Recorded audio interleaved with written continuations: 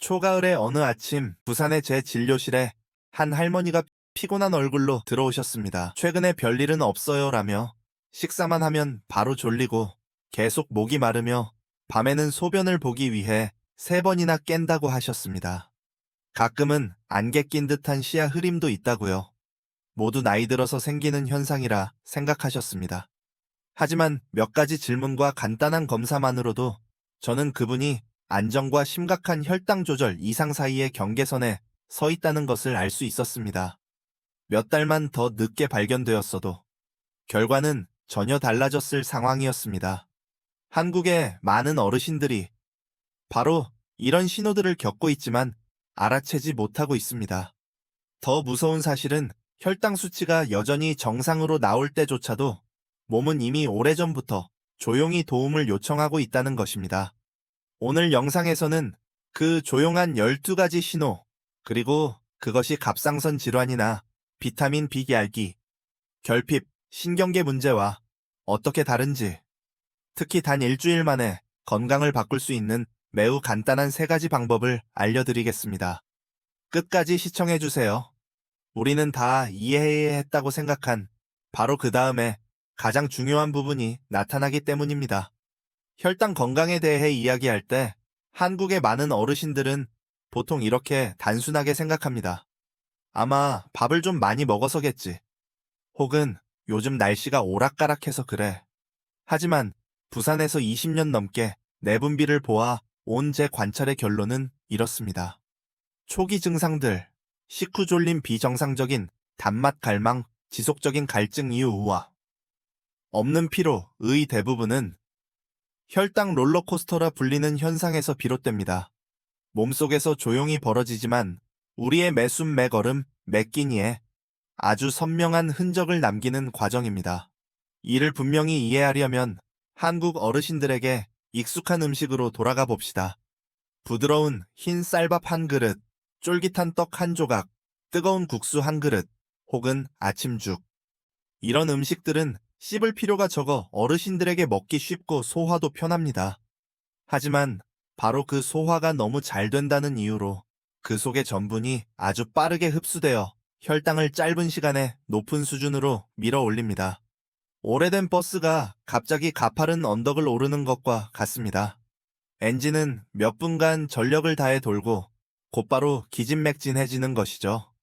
그 직후 혈당을 조절하는 췌장은 혈당을 끌어내리기 위해 인슐린을 급히 분비하며 일종의 급브레이크를 밟습니다. 인슐린이 너무 강하게 분비되면 혈당은 오른 만큼 빠르게 떨어집니다. 그때 피곤함, 가벼운 어지러움, 막 식사를 끝냈는데도 아주 단 것이 먹고 싶은 충동이 찾아옵니다. 이러한 오르내림이 날마다 반복되면 세포는 서서히 인슐린에 둔감해집니다. 이를 인슐린 저항성이라고 합니다. 이 시점이 되면 혈당을 안정시키기 위해 인슐린이 더 많이 분비되더라도 세포는 여전히 포도당을 받아들이기 위해 문을 열지 않습니다.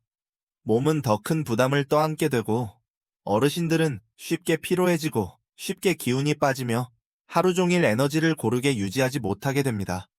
주의할 점은 이런 부드럽고 빠르게 소화되는 음식들이 낯선 음식이 아니라는 것입니다. 많은 한국 어르신들의 아침 식탁에 늘 올라옵니다. 너무 친숙하기 때문에 그것들이 몸을 강한 혈당 변동으로 몰아넣고 있다는 사실을 의심조차 하지 못하는 것이죠. 제 진료실에 오시는 분들 중에는 적게 먹고 부드러운 음식만 먹는데도 식후 혈당이 왜 150도 170까지 오르나요? 라고 묻는 분들이 많습니다. 답은 양이 아니라 흡수 속도에 있습니다. 만약 평범하게 식사를 했는데도 곧바로 처지고 졸리고 단 것이 당긴 적이 있다면 바로 그 혈당 롤러코스터가 몸속에서 일어나고 있을 가능성이 큽니다. 이어지는 부분에서는 각 신호를 구체적으로 살펴 스스로 식별할 수 있도록 도와드리겠습니다. 그 전에 혹시 식사 직후 졸림이나 단맛 갈망을 경험해 보셨다면 댓글로 가볍게 나눠주세요. 그렇게 하면 스스로 더 잘 인식하게 되고 같은 길을 걷는 많은 어르신들께도 큰 도움이 됩니다. 우리는 이 여정에서 결코 혼자가 아닙니다. 앞부분에서 혈당 롤러코스터의 기전을 이해했다면 왜 몸이 계속해서 아주 미세한 초기 신호들을 보내는지 더 쉽게 보일 것입니다. 아주 작지만 혈당 이상을 아주 이른 시기에 포착하는 열쇠가 되는 신호들입니다. 그리고 첫 번째 신호군은 항상 식사 직후 나타납니다. 많은 한국의 어르신들이 가장 간과하는 시점이죠. 첫 번째 신호는 비정상적인 단맛 갈망, 심지어 약간의 안절부절함입니다. 밥김치, 생선국 모든 걸 충분히 먹었는데도 잠시 뒤 머릿속에 작은 목소리가 속삭입니다. 달달한 떡 조금만 먹자. 라떼 한 모금만 마셔볼까. 이것은 나쁜 습관이나 고치기 힘든 입맛이 아닙니다. 생리적인 메커니즘입니다. 혈당이 빠르게 치솟았다가 급히 떨어지면 뇌는 몸이 에너지가 부족하다고 착각하여 즉시 당 보충을 요구하는 신호를 냅니다. 댓글에서도 이런 경험담이 많습니다. 밥 막 먹었는데도 초콜릿이 막 끌려요. 점심 1시간만 지나면 자동으로 군것질을 찾게 돼요. 두 번째 신호는 점심 이후에 무거운 졸림입니다. 가볍게 나른한 정도가 아니라 눈꺼풀이 축 늘어지고 정신이 흐릿해지며 당장 눕고 싶은 상태입니다. 한국에선 농담처럼 푸드코마라고 부르지만 사실 중요한 경고입니다. 혈당이 급상승하면 몸은 강하게 이를 조절해야 하고 그 과정에서 에너지가 뇌와 근육에서 빠져나가 경계 수준이 갑자기 떨어지게 됩니다. 특히 60을 넘기면 식후 졸림을 당연한 일로 여기는 분들이 많지만 제가 경험한 많은 사례에서 이것은 혈당 불안정의 첫 신호였습니다. 세 번째 신호는 낮 동안 지속되는 피로입니다. 단순한 수면 부족의 피로와는 전혀 다릅니다. 7벌 시간을 충분히 자도 아침에 일어나면 몸이 무겁고 머리가 둔합니다. 많은 어르신들이 진한 블랙커피로 해결하려 하지만 오후가 되면 피로가 다시 몰려옵니다. 혈당 변동이 너무 심해 세포가 에너지를 안정적으로 흡수하지 못하고 뚜렷한 질환이 없어도 늘 힘이 빠진 느낌을 만드는 악순환입니다. 중요한 점은 이 세 가지 신호가 처음에는 아주 미약하게 일어난다는 것입니다.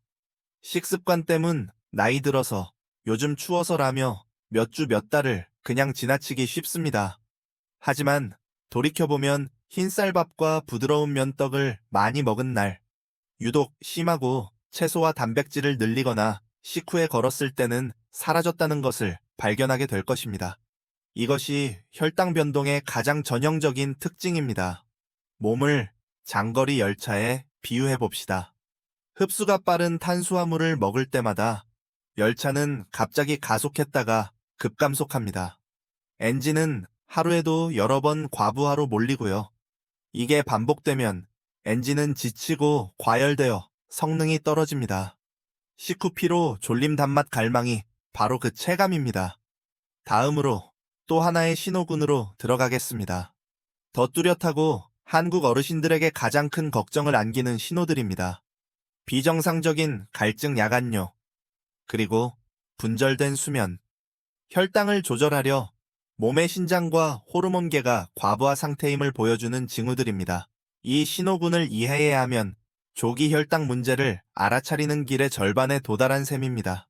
식후 신호가 잦아지면 몸은 두 번째 신호군으로 넘어갑니다. 더 확실하고 더 불편하며 거의 항상 노아타드로 오해되는 증상들입니다. 한국에서 많은 어르신들이 진료실 문을 열며 비슷한 두 문장을 하십니다. 요즘 유난히 목이 말라요. 밤마다 소변 보러 3, 4번은 꼭 깨요. 조금 더 물어보면 공통점이 드러납니다. 거의 대부분 그전 몇 달 동안 심한 혈당 모우,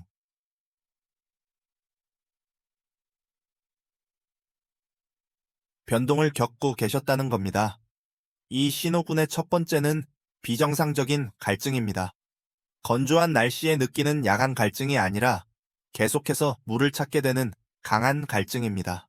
어떤 분은 물을 마시고 잠깐 뒤에도 입이 달라붙고 혀가 마른 느낌이라고 표현합니다. 집에만 있었는데도 마치 장거리를 걸은 것처럼요.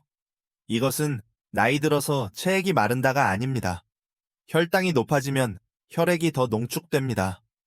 그 농도를 낮추기 위해 몸은 조직에서 혈관으로 물을 끌어오고 그 과정에서 강한 구강 건조와 갈증이 생깁니다.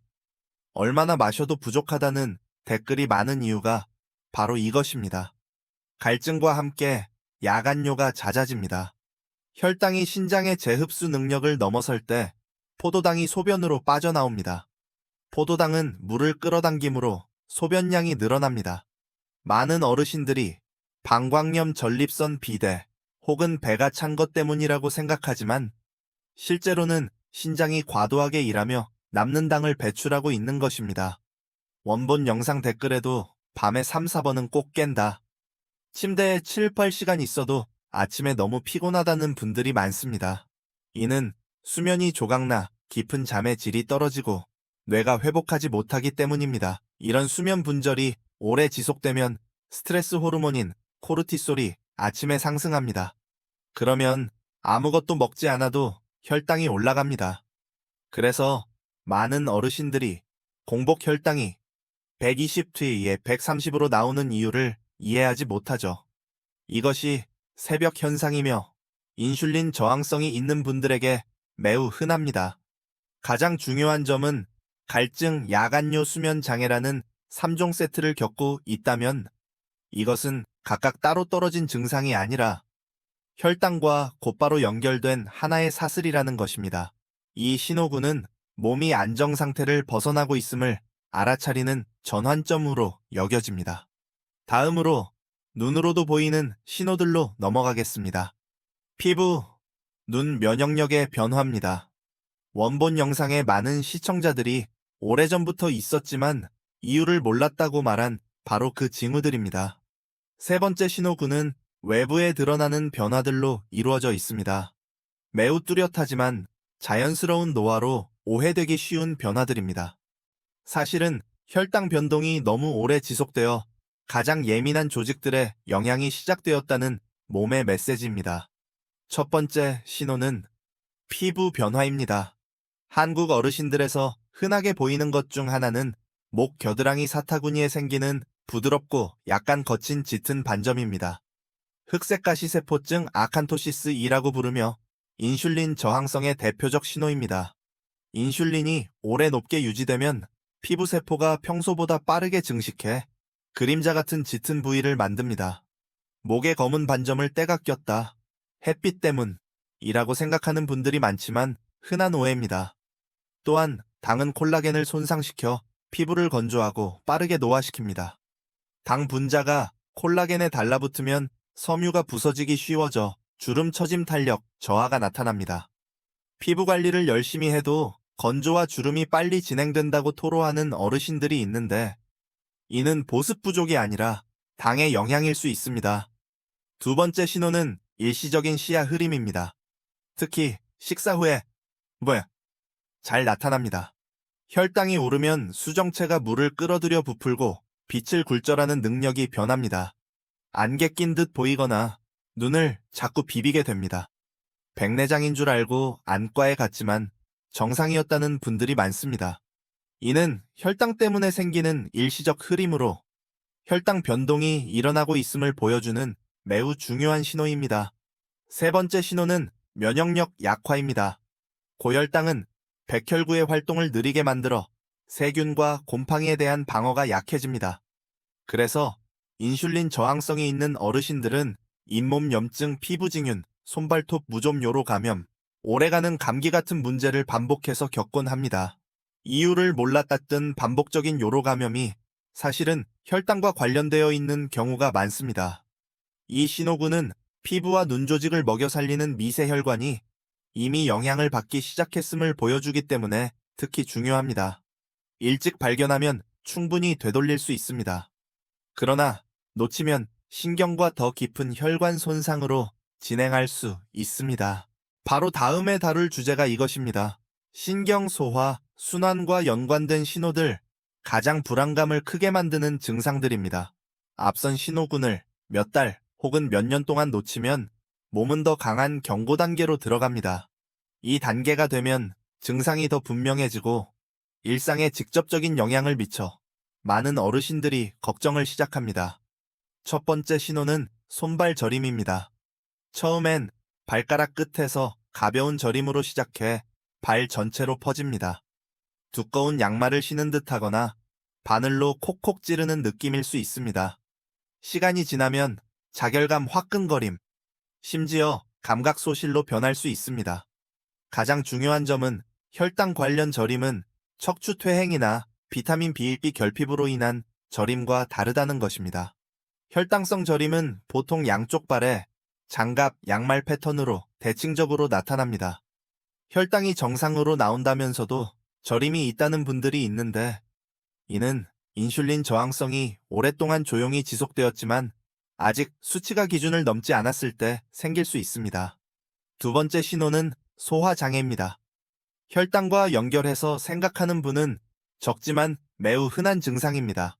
고혈당이 오래 지속되면 위와 장을 조절하는 신경에 영향이 가서 위배출이 지연됩니다.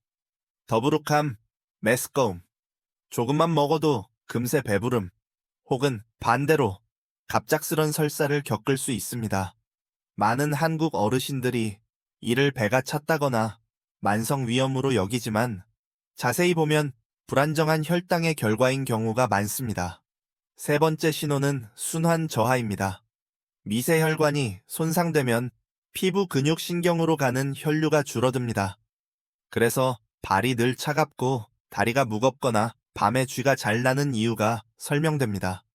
다리에 모래주머니를 단 것 같다는 표현을 쓰는 분들도 있는데, 혈당 변동으로 인한 순환 저하의 전형적인 묘사입니다. 이 신호군은 몸이 장기간의 영향을 견뎌왔음을 보여줍니다. 그러나 식사와 수면을 올바르게 조정하면 상당수에서 되돌릴 수 있음을 저는 여러 사례로 확인했습니다. 지금 내가 어느 단계에 있는지 알기 위해서는 혈당 수치를 이해해야 합니다. 특히 많은 사람들이 정상으로 보이는 수치에도 불구하고 증상을 겪는 이유를 알아야 합니다. 이제 그것을 설명하겠습니다. 한국 어르신들에게 가장 자주 듣는 질문 중 하나는 이것입니다. 증상은 거의 다 있는데 혈당이 130 정도로만 나와요.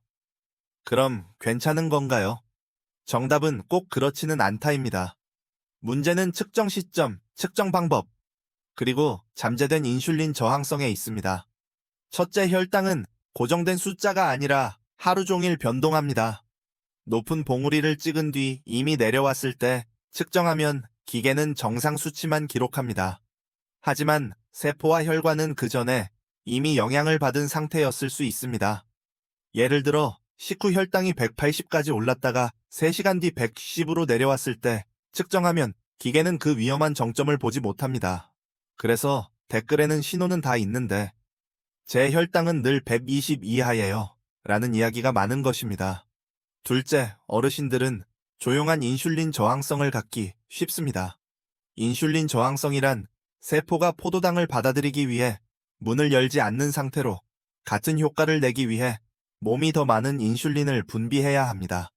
인슐린 저항성 초기에는 혈당이 아직 오르지 않았더라도 단맛 갈망 피로, 저림 식후, 졸림 같은 증상들이 이미 뚜렷이 나타납니다. 셋째, 수면과 스트레스는 식사와 무관하게 혈당을 올릴 수 있습니다. 야간류로 수면이 분절되면 코르티솔이 올라 전날 저녁을 아주 적게 먹었더라도 아침 공복 혈당이 계획 20, 재획 30 근처에서 맴돕니다. 따라서 숫자만 보고 괜찮다고 결론 내리는 것은 실수입니다. 중요한 것은 몸의 신호를 관찰하는 일입니다.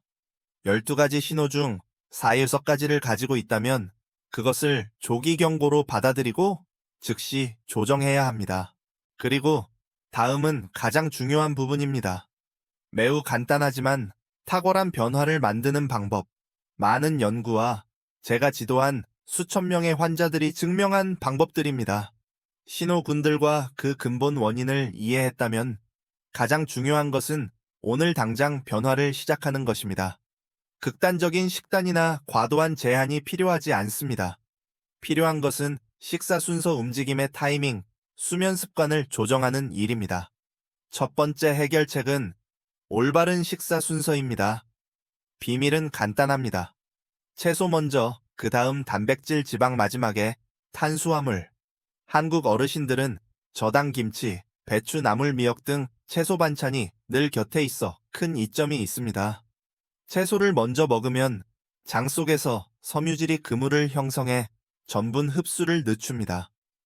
그 다음 고등어 계란찜 두부 같은 단백질과 지방을 드세요.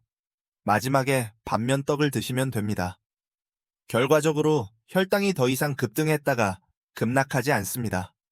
식사 순서만 바꿨는데도 점심 이후 졸림이 줄었다는 댓글이 많습니다. 요령이 아니라 실제 효과입니다.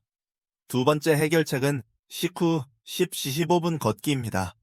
주의 식사 직후 12-20분 뒤에 걷고 먹으면서 걷지는 마세요. 대화를 나눌 수 있을 정도의 편한 속도로 가볍게 걷습니다. 움직이면 근육이 인슐린 없이도 포도당을 직접 흡수해 식후 혈당의 정점을 크게 낮춥니다. 일본과 한국의 많은 어르신들이 아주 성공적으로 활용하는 방법입니다. 세 번째 해결책은 회복 수면입니다. 한국 어르신들은 TV 시청으로 잠이 늦어지거나 야간료로 수면이 자주 끊깁니다. 수면 부족은 코르티솔을 올려 아침 혈당을 높입니다. 잠들기 1시간 전에는 블루라이트를 줄이고 저녁 탄수화물을 줄이며 매일 같은 시간에 잠자리에 드세요. 단 3-5일만 깊이 자도 에너지 수준의 뚜렷한 차이를 느끼실 겁니다. 이 세 가지가 가장 간단하면서도 가장 강력한 해결책입니다. 마지막 부분에서는 언제 즉시 진료가 필요한지, 그리고 안전하게 혈당 개선을 시작할 수 있는 7일 계획을 드리겠습니다. 생활 습관을 바꾸면 많은 신호가 호전될 수 있지만 합병증을 막기 위해 조기 진료가 꼭 필요한 경우도 있습니다. 다음과 같은 신호가 있다면 24-48시간 이내에 의사를 만나세요. 심한 갈증과 야간뇨의 체중 감소가 동반될 때, 발이나 손의 저림이 빠르게 악화되거나 감각이 떨어질 때, 24시간 이상 지속되는 시야 흐림이 휴식으로 호전되지 않을 때, 반복되는 감염, 징윤 감염, 잇몸, 염증, 요로 감염 등, 저탄수화물 식사를 했는데도 공복 혈당이 며칠간 베비19 엠리게 비위, DL 이상일 때, 특히 한국의 폐경 이후 여성은 모든 증상을 노화 탓으로 돌리며 놓치는 경우가 많습니다. 60세 이후 당뇨의 시작을 막기 위해 가장 주의가 필요한 집단입니다. 진료 후에는 다음의 7일 보조 계획을 적용해 보세요. 1-2일차 올바른 식사 순서를 적용합니다. 식후 졸림과 단맛 갈망을 기록하세요. 3-4일차 하루 중 가장 큰 식사 후에 10-15분 걷기를 추가합니다. 오후의 각성도를 기록하세요. 7일차 수면 스케줄을 조정합니다. 밤 11시 이전 취침 저녁 쌀밥 줄이기, 야간뇨 횟수를 기록하세요. 이 7일은 약이나 의사의 치료 계획을 대체하지 않습니다. 그러나 몸의 자연스러운 혈당 리듬을 안정시키고 불편한 변동을 눈에 띄게 줄이는데 큰 도움이 됩니다. 12가지 신호와 3가지 핵심 해결책을 모두 살펴본 지금 제가 가장 기억해 주시길 바라는 것은 이것입니다. 몸은 결코 침묵하지 않습니다. 아주 작고 아주 순간적일지라도 늘 신호를 보냅니다. 우리가 그것을 올바로 이해할 수만 있다면 그 신호들은 건강을 지키고 합병증을 예방하며 매일을 더 편안하게 만드는 기회가 됩니다. 오늘의 이야기가 내 안에서 실제로 무슨 일이 벌어지는지 알게 하고 두려움과 혼란 없이 스스로를 더 잘 돌보는데 도움이 되길 바랍니다. 이 내용이 도움이 되었다면 댓글을 남기거나 주변의 연세 많은 가족들과 영상을 공유해 주세요. 작은 정보 하나가 누군가의 건강을 바꿀 수 있습니다. 그리고 계속 함께하고 싶으시다면 좋아요와 구독을 잊지 마세요. 다음 영상에서 뵙겠습니다. 평안하고 건강한 하루 되시길 바랍니다. 본 영상은 정보 제공 및 교육을 목적으로 합니다. 내용은 의사의 진단치료 의학적 조언을 대체하지 않습니다. 언급된 어떤 방법을 적용하기 전에 반드시 의료 전문가와 상담하시기 바랍니다.